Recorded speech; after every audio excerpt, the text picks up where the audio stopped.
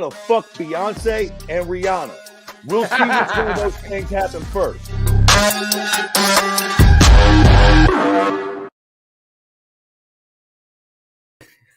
Do not adjust your screens. There's three of us today, ladies and gentlemen. It's Sunday night. Welcome to I can't even talk. Welcome to Keyboard Warriors Live, presented by Cageside Press. I'm Eddie Law. That's Fred Kirby. Joining us tonight from the Combat Lounge. You've seen him plenty on there. Mr. Cade Morehouse, how you doing, man?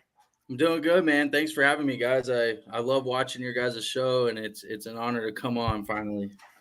You wore the right gear for it, man. Raiders gear is perfect, comparison to our show anyway. So, anyway, you're a Raiders fan?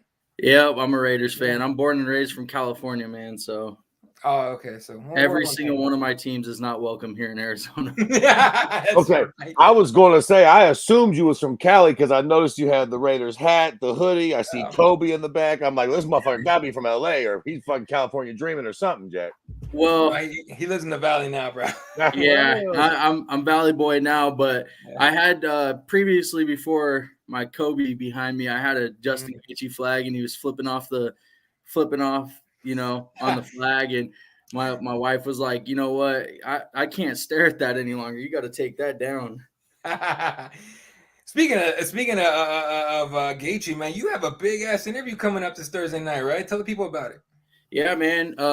You can tune in on the Combat Lounge. I'll post the link all over my social media, the Combat Lounge social media, and everything like that. But it took me a long time to get him, man. I've been a MMA fan my whole life, and then after like Chuck Liddell retired, I took a little break from it, and then I found Justin Gaethje, and he kind of brought me back into this. So he's a big inspiration. So the fact that I get to finally talk to him,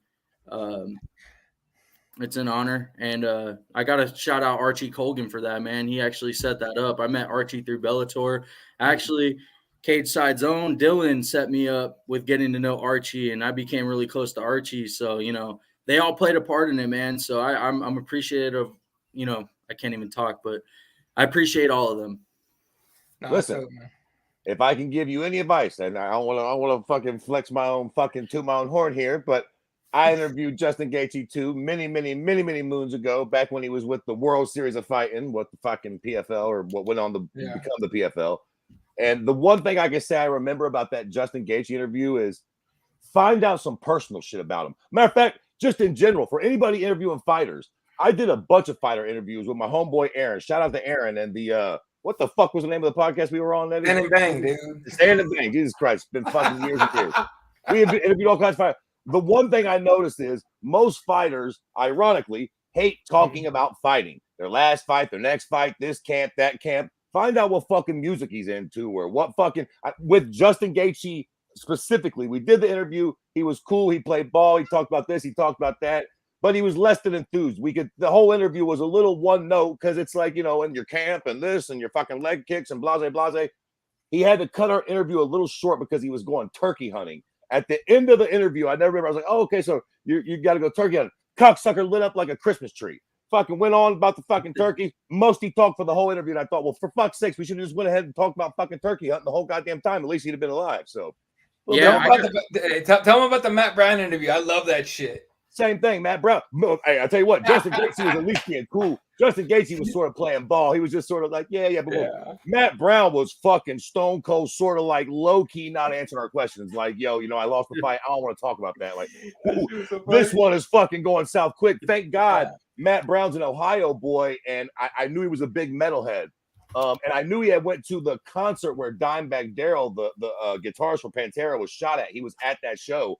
So towards the end of the interview, I'm like, say, Jack, fuck all this fighting shit. I heard you was at this crazy concert. And he told that whole story on air, which we were doing our interviews through like fucking, I don't know, phones. And, it sounds like we're in the back of a fucking dungeon basement. But good stuff. You fucking want something to do, go look at that old fucking interview. Stand and Bang, Matt Brown. They'll tell you about where can I find you that?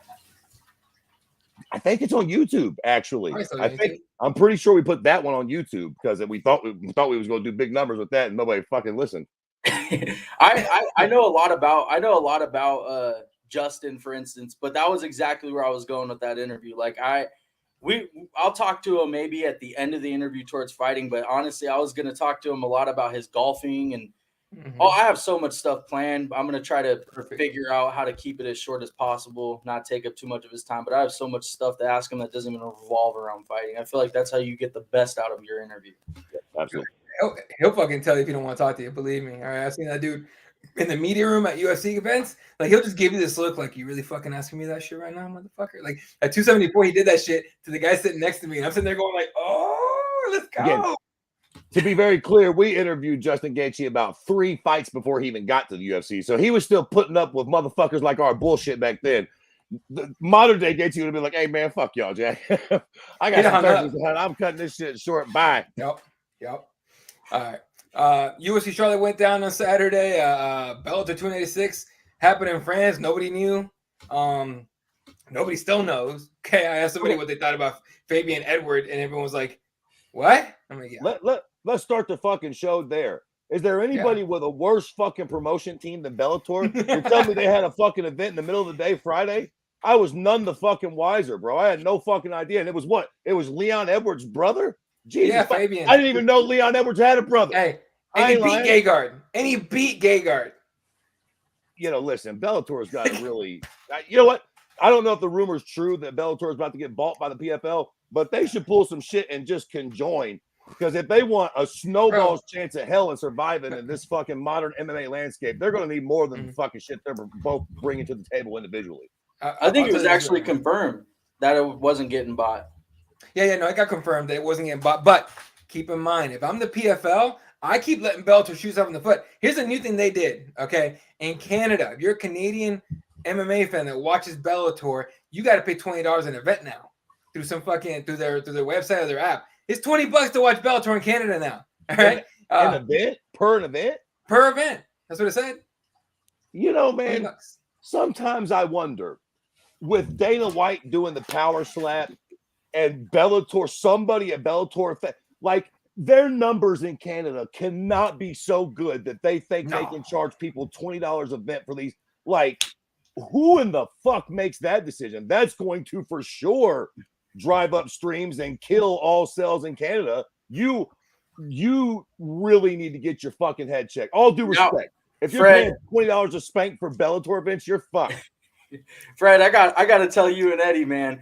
I gotta go opposite of you, man. I gotta put some respect on Bellator's name. Because listen, hold on. Listen. Go ahead. They were the ones that gave me my platform to finally cover this live. Fair enough. And that's why I got to give them the respect.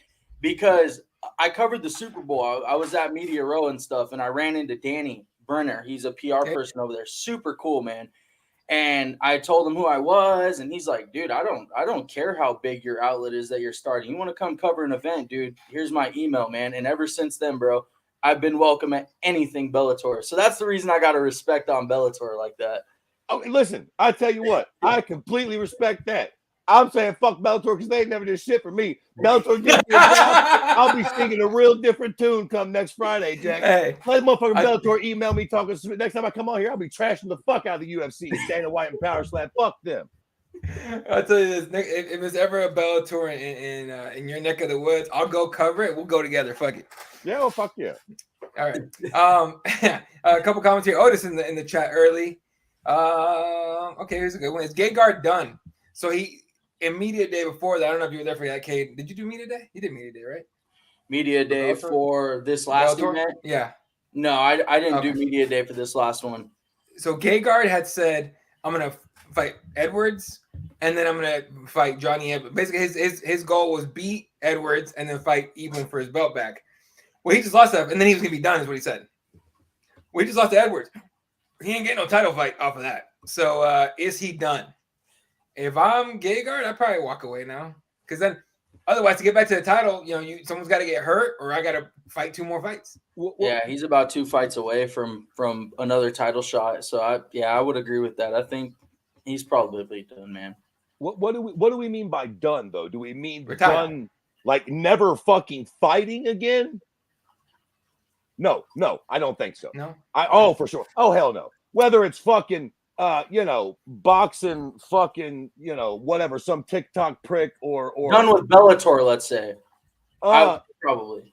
Maybe, yeah, that maybe, and you know, title aspirations or being a legit MMA contender, yeah, that fucking boat has sailed for sure. But as far as him fighting again, you know, I think he will definitely. I tell you what, I think a lot of these pricks are going to end up doing bare knuckle. Bare knuckle seems like they're throwing a ton of fucking dough now. In Dude, bare knuckle is nasty, bro. Like,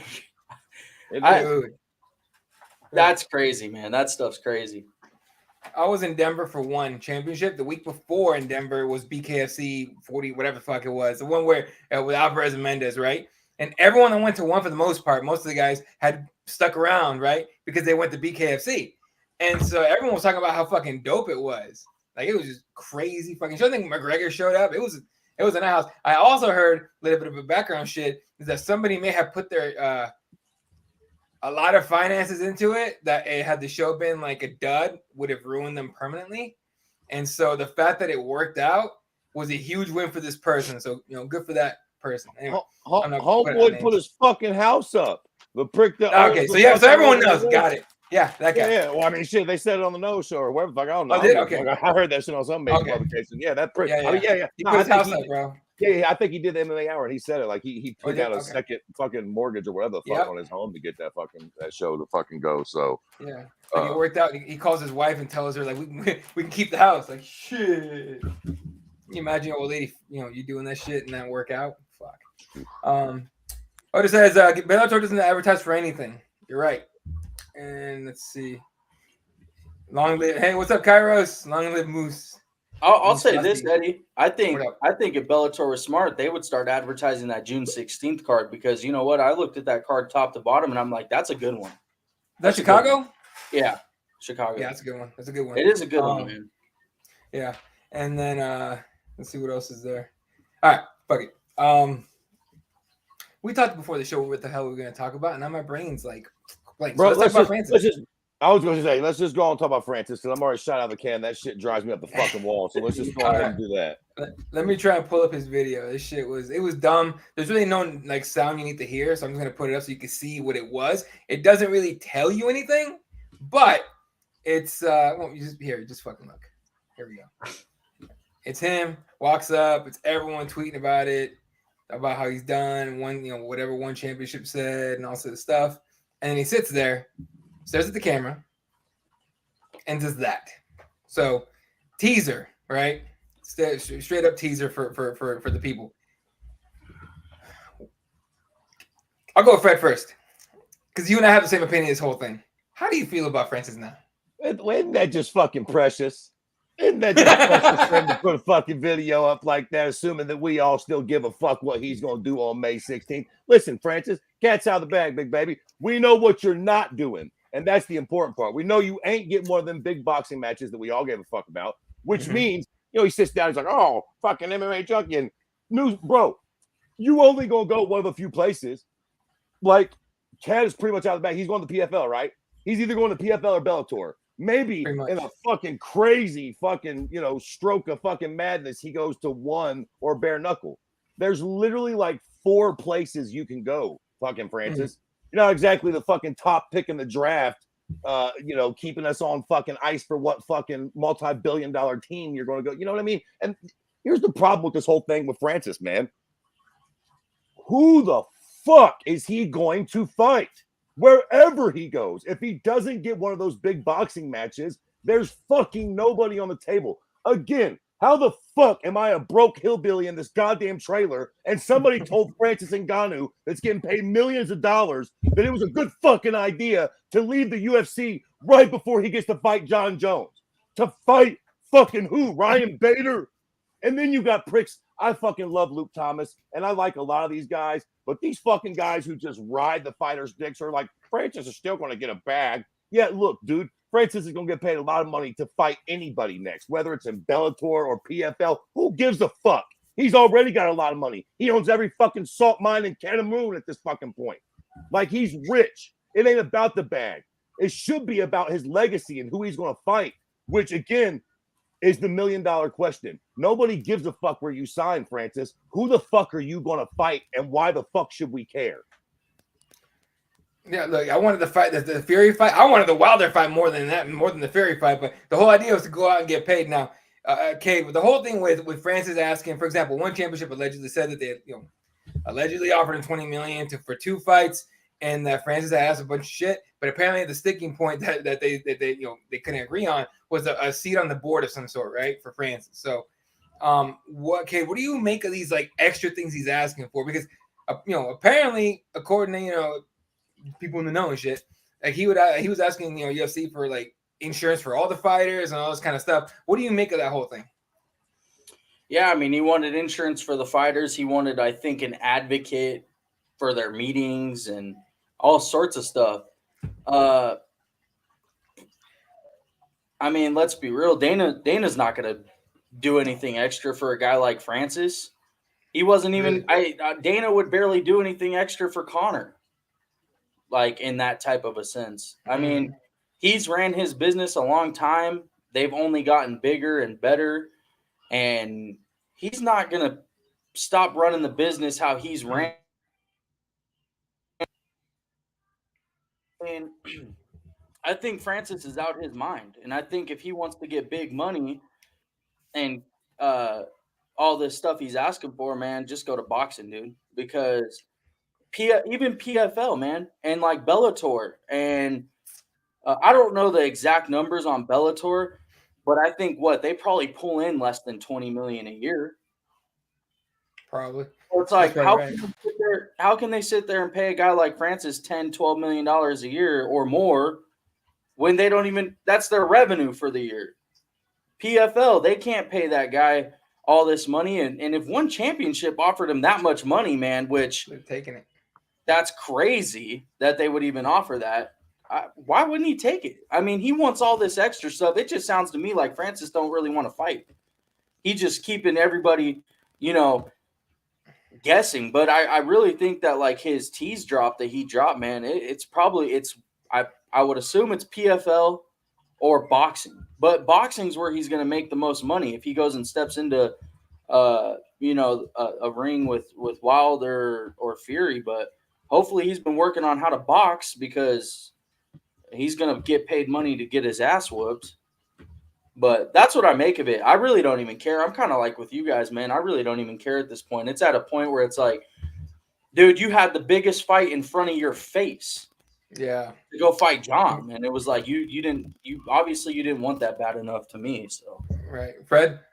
No, I was just, to be fair, dude's always made it seem like it was never about the money. He was getting, people keep, drive me nuts. People keep fuck the bag, bro. He admitted he was getting the bag in the UFC. The UFC said, bro, we'll write you a fucking $10 million check. Or that was the rumor, 5, 10, like 8, whatever the fuck. He was going to get paid the most for any heavyweight in UFC history. And more importantly than any of that, he was going to get to fight John Jones. I was going to say, if any of y'all was watching this fucking podcast when it started, you seen the cute little soundbite. I'm still waiting on that threesome with Beyonce and Rihanna. I got as good a chance as getting that threesome as Francis does at getting on the fucking board at fucking 1. Like, what are we fucking talking about? By the way, if you wondered why I came in here laughing, dude, is because every time I watch that intro video, see that shit, man, it makes me start laughing. Dude. I wish we had that for a soundbite, because every time one of these fucking goofy twat fighters asks for the moon, we should hit that. I want that threesome. I'm never going to have it, for sure. Just like you are never going to be on the fucking board of representatives, Francis. It's just like, we might as well ask for the fucking moon. It's fucking silly. Right. I mean, after what he saw, he probably saw that fight with Gon and Jones, and he's probably like, yeah, I'm not coming back to fight that dude. I'll do something else. Maybe. It's very possible. It says Dana likes doing people dirty, though. And Ngannou deserved to get paid to fight John Jones and more because he was a champion. Well, it wasn't about the money. Like, right. Francis said it was about him. Yeah. He's going to get paid. Francis, I'm sorry, keep cutting you off. But yeah, Francis said that himself. He said the money was right. It just was all the other little, like, he admitted that, which is like, I mean, I hear you, bro, but like, all right, whatever. Go fight Ryan Bader, I guess. Like, And am I wrong? Dana, I don't know if I'm wrong, but I'm pretty sure Dana said he didn't want to accept my offer that I offered him. So I said, screw him. And I turned around and just gave his money to John. Pretty much. Isn't that what happened? Pretty much. Probably. That sounds about right. John got paid. Yeah. John got paid, made it look easy too. M says we should care because he's the UFC heavyweight champion. No one beat him. So on that point, which he's correct, no one beat him for the belt. He gave it up basically. Okay. super outside long shot shit. Is there a possibility, Fred, that he just re-signs with the UFC? That's what his announcement is, and he's gonna fight John Jones next? Yeah. I mean, listen, I think a lot of people that watch Dana White from afar that haven't been really watching the sport for a long time think he's one way, but those people probably don't remember the Tito Ortiz days. Yeah. Dana legit didn't like Tito, like on some real ass, bro, I'll box you type shit, and we'll put it on like I fucking don't fuck with you type shit. Yeah. And they still got those fights done. He even gave Machida on the way out the door. Machida was fucking prime, Jack. Like he wanted to fuck, and it worked. It worked. Machida fucking up. But they still got that deal done. So do I think it's likely? Absolutely not. But I'll say this: I think it's unlikely on Francis' behalf. If Francis and team came to fucking Dana and said, "Look, fuck all that bullshit. Put the bag back on the table.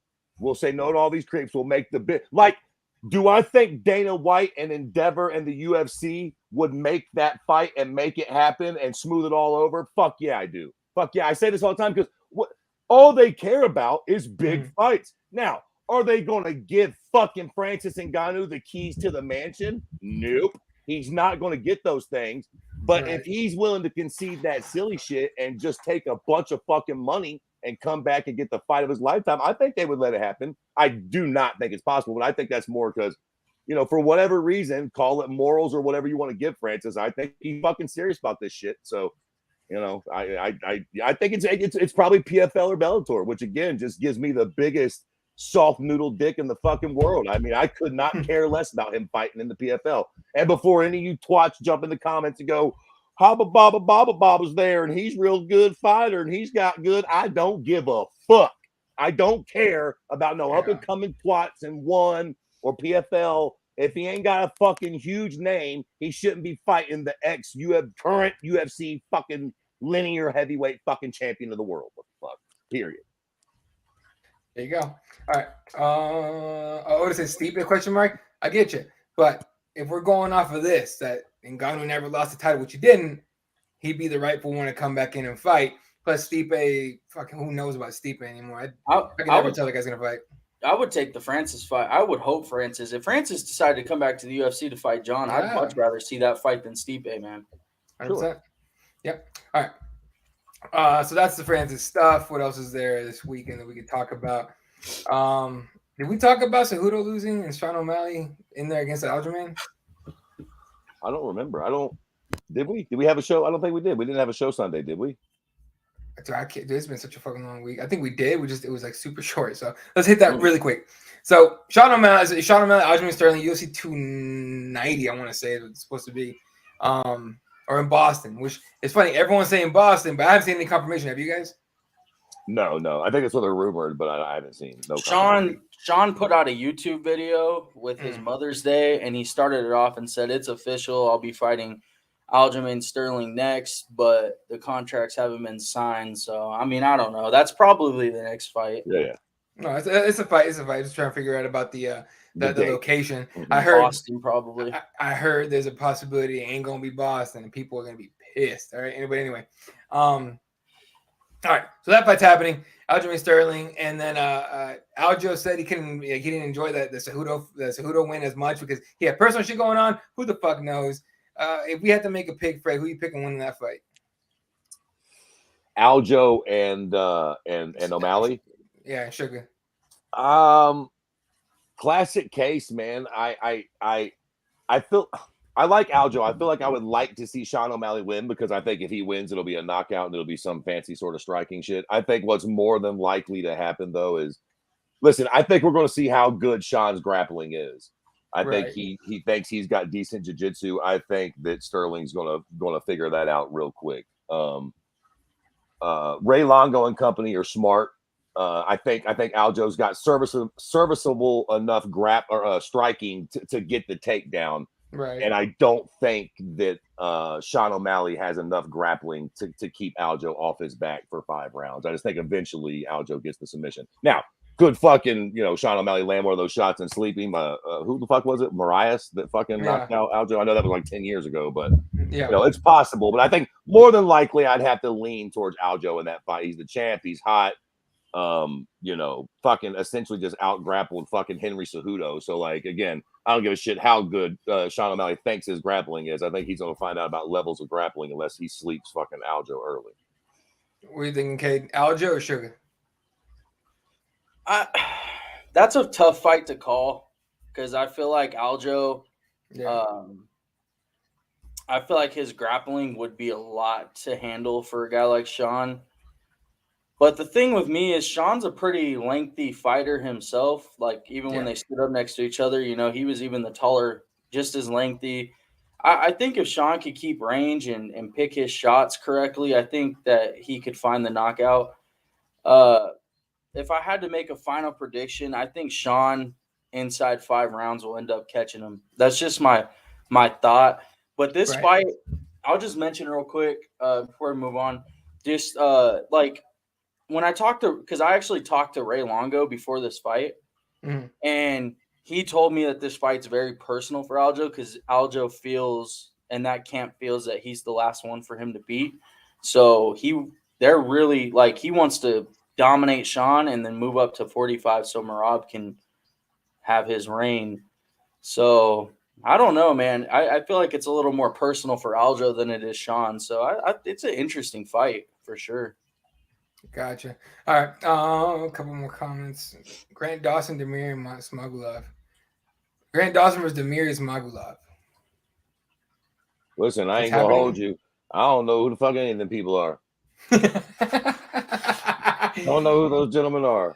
Well, look, I don't even know when that's happening, but still. PFL had 9 people failed drug test.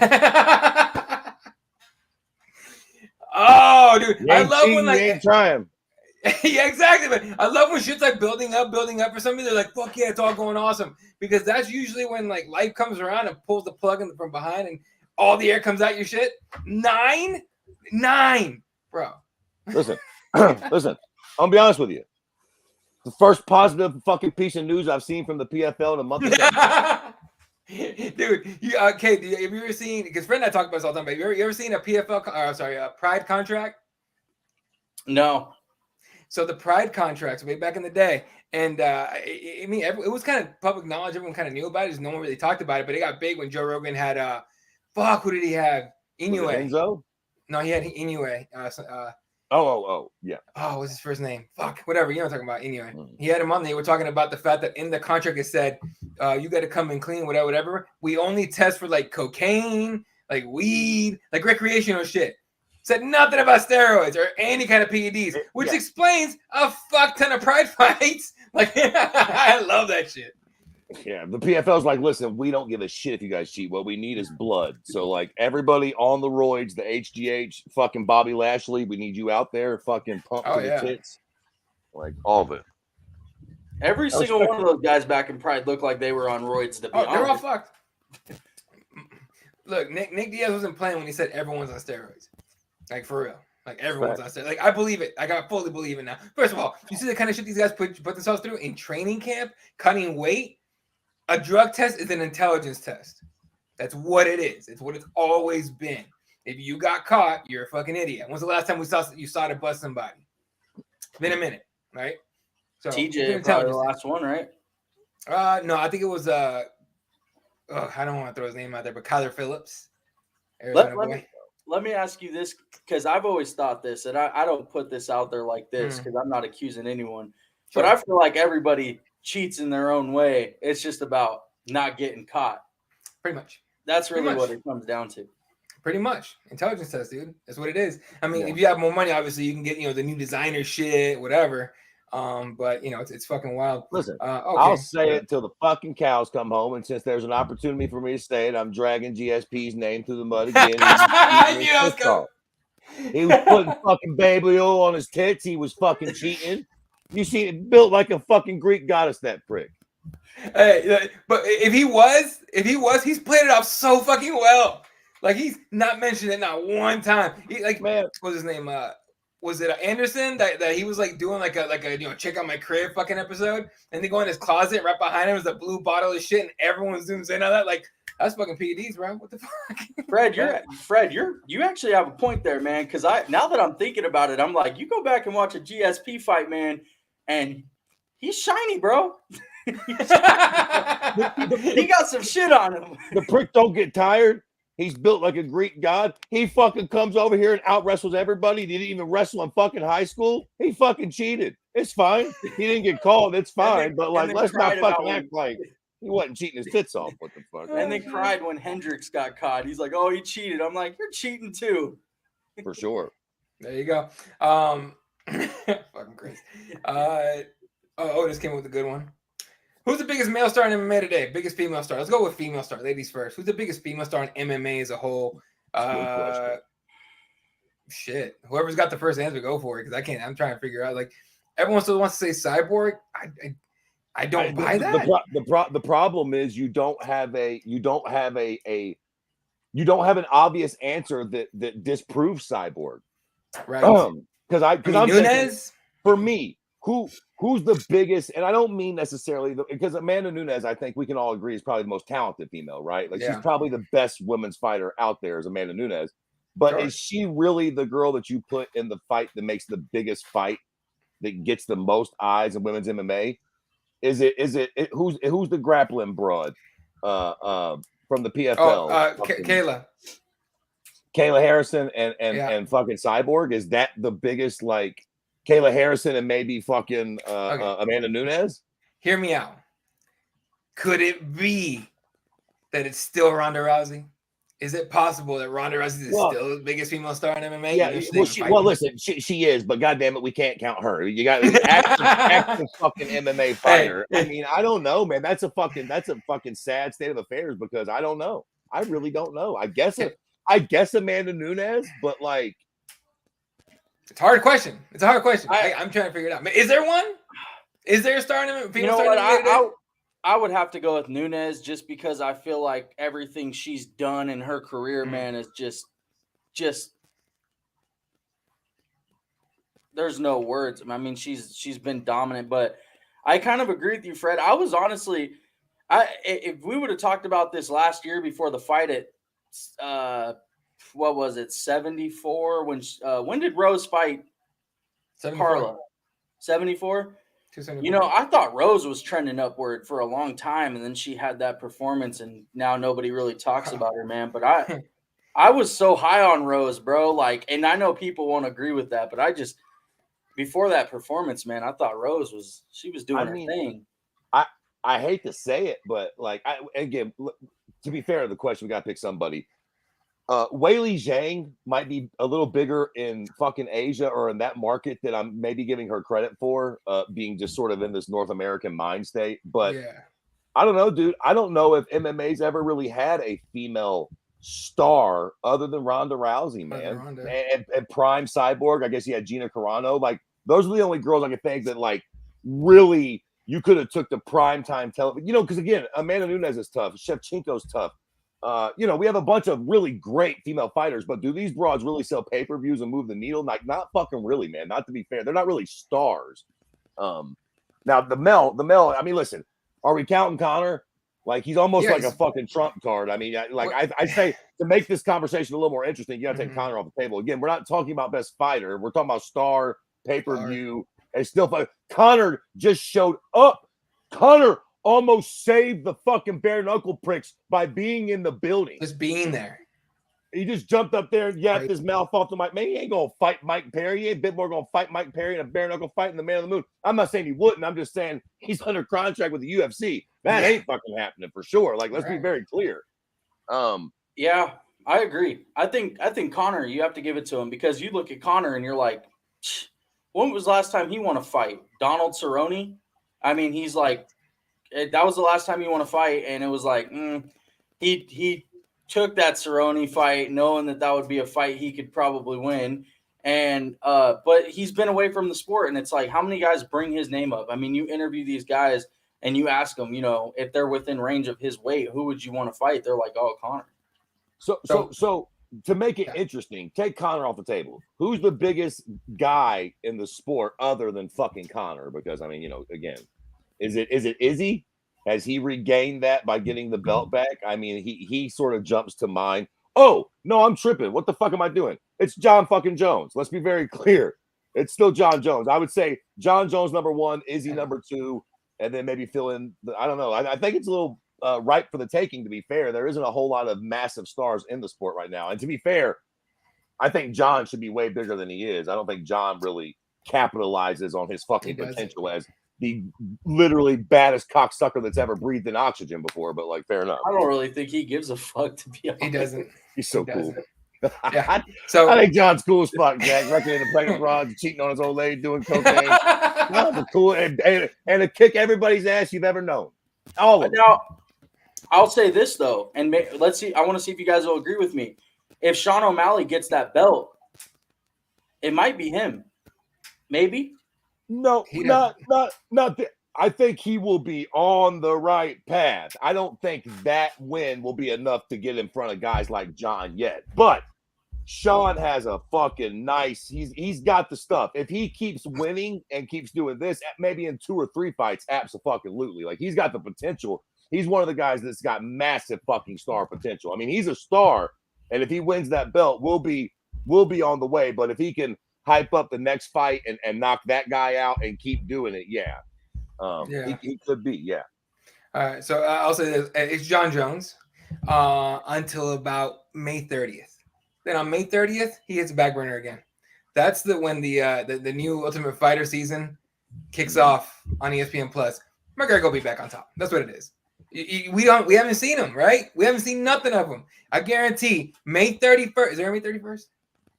Something like that. Something like that. It is May 31st. Oh, I'm an asshole. It starts that premieres on my birthday. My birthday is on the 30th. So 30th? Okay.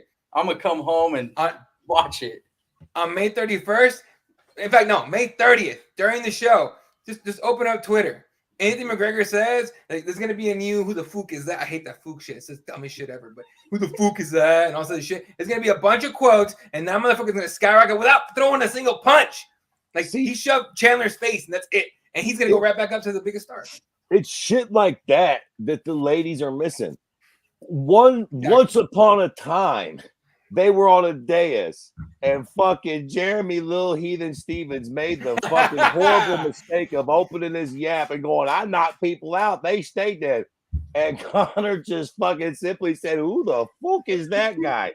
And that shit is that fucking statement alone is more popular than most of these cocksucking fighters. Like that's what these pricks need. Fucking charisma. Like just something to get it there. I guess Nate Diaz, you could also throw in that. Oh, sure. And we need to talk about that press conference. As much of a shit show as that was, Nate's still fucking super fucking popular, man. Easily. Yeah, easily. But right now it might be John, whoever you want to. But on May 30th, maybe 10 minutes if the show starts, McGregor will be up again. Yeah, Connor's that guy. It's going to be there. See, a couple more comments here before we talk about the Diaz-Paul thing. Probably the last thing we'll talk about. We're running out of time. Santiago says, sadly, Ariane Celeste may be the biggest female star now. Amanda's a female goat to me. Yeah, probably. Jones still the male star and goat. There you go. Ooh, here's a good point. Masvidal had the chance to, but he fell off after 2019. It's a good point. Masvidal is a very good point of, man, you have to have the reason that Conor got so huge is because he had the perfect mixture of that mouth and the performances. Like, and for a minute, Jorge had both too, but then he started losing the performances, man. Like, in order to really be that mega popular Floyd Mayweather type guy, you got to be winning in the cage too. And it's a hard fucking thing because you got to be winning in the cage, and then you got to be charismatic outside the cage, engaging. I mean, it's a real fucking art to this shit, man, to be a Conor or a Floyd type character, a Ronda Rousey type character. Ronda was fucking ripping hoes' arms off and was the most unlikable bitch on earth when she was behind the camera. That shit sells. Amanda Nunes is badass, but she's fucking wholesome. I swear to God, they need to take, even if it was sort of cringy in the way that Henry Cejudo does it, like, we don't need nobody wholesome. Like, be a bitch, man. Like, nobody liked Ronda, but everybody watched her fucking fight. You know, she's still fucking, to your point, maybe one of the more popular, but she ain't fought in 10 fucking years. You know what? Just to backtrack for a second, I take that back. I think I do agree with you, Eddie. I think that she still is the biggest star. I was thinking about that question. I'm like, and the way I answered it, I'm like, no, I think I wasn't getting the question right. Ronda's still the answer, I think, because you know what? That makes a valid point. She was that bitch. I'm telling you, if she announced she was coming back, no matter who she was fighting, everybody's tuning in to see her get her ass whooped or to see if she still has it. Because last time we saw her, she had nothing. If we're just keeping it a bean, the most excited I've ever been for a female fight by far has been Ronda Rousey fights when she was at her peak. The Holly Holm 100%. fight, fucking, whatever the first fight was in the UFC, the first two or three fights, Carmouche, all those fights, man, were just. I remember, bro. I remember her headlining pay-per-views and my house being packed. It was wow, this is crazy.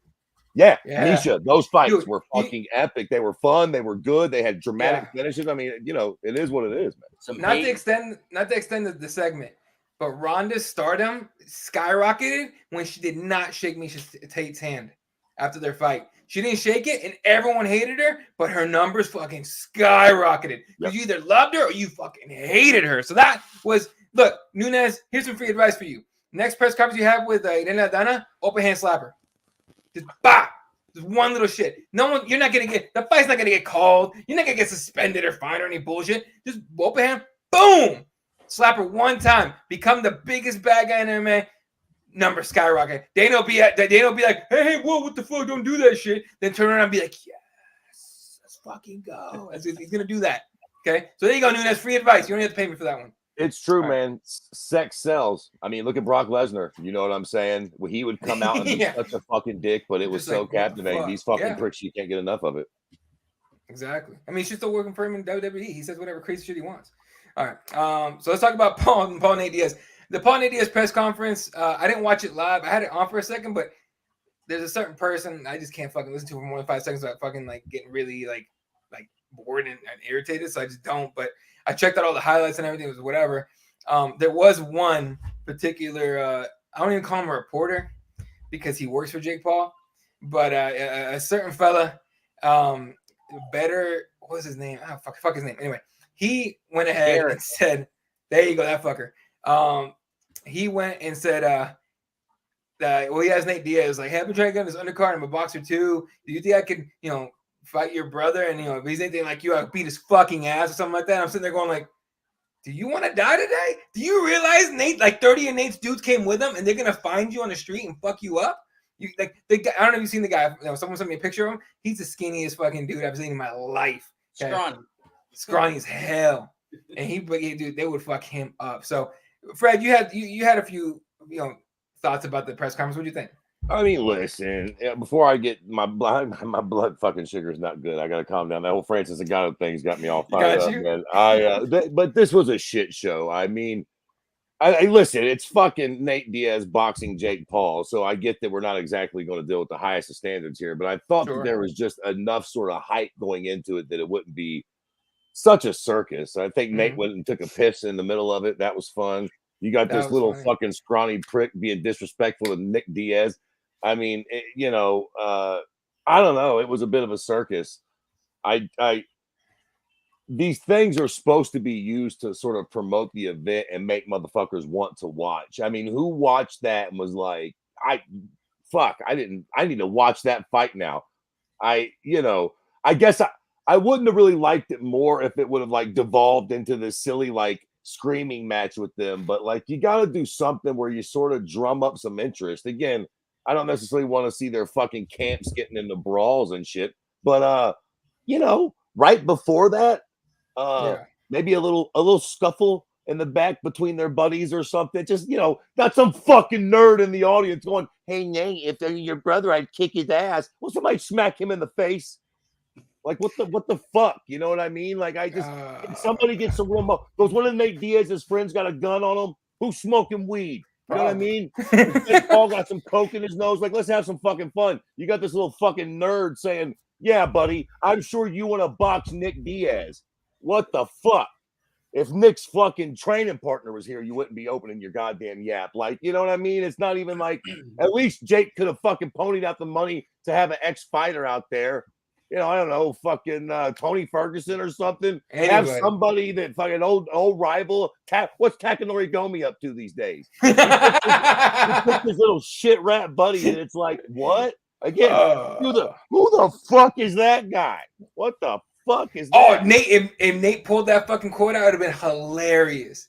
Who the fuck is that guy? Had something like that. And of course, Nate's too fucking real to even get the joke. Nate's like, yeah, my homies are gonna like kick your ass. like you realize, moron. Yeah, here. Nate and them are sort of slow. They probably will actually beat you up for this, dummy. What the fuck?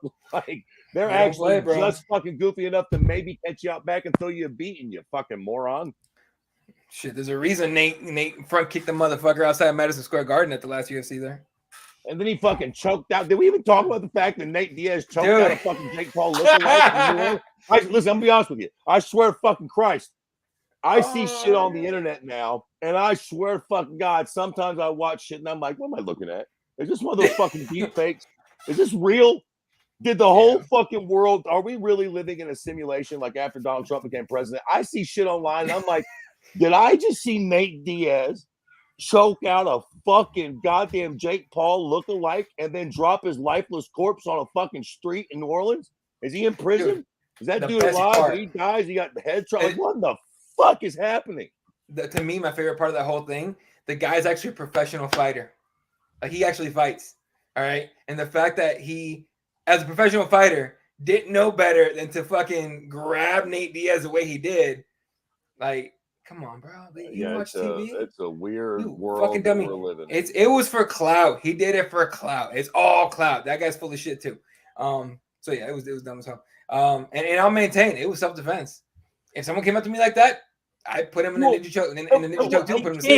He came at him with his hands up, and then that's what I'm saying. Sure he like swung at him. I didn't see the swing. He walked at him passively. Again, man, when you walk at a motherfucker, you don't walk at him retreating. You retreat backing up. You back up doing this number saying, Jack, don't hit me. Yeah. You don't come walking up on a motherfucker going, hey, man, choke me. It's one of the most dangerous motherfucking human beings on earth. And he's unhinged. It's one of those things, and I was having this conversation with a buddy of mine. If you're going to test a fighter, Nate Diaz isn't the fighter to test. Because they will fuck you up in the street. They will. Their whole team, if they don't fuck you up, you will catch a water bottle upside your head. First off, who I don't get it.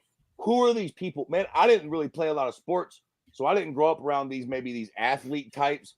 Who are the people that see a UFC fighter, even a shitbird? I can't even think of a low enough shitbird to name off the top of my head that I would see in a bar and go, there's an ex-UFC fighter. Let me see if he wants to knuckle up. Like, who are you dickheads? Like the dickheads that tried Chael Sonnen in that hotel room and he threw like 9 of them a beating? Who are the morons that are walking up on Chael Sonnen like, let's get after it?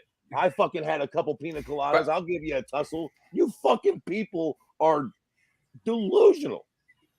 Cade, you know this name, but Fred, do you know the name Brian Urlacher? Yeah. Fucking Jesus Christ. You know that story? Yeah. No. He's a refrigerator. For fuck's sake. Yeah, Brian Urlacher, linebacker, like Hall of Fame linebacker, Chicago Bears. He almost got in a fight with Boss Rutan.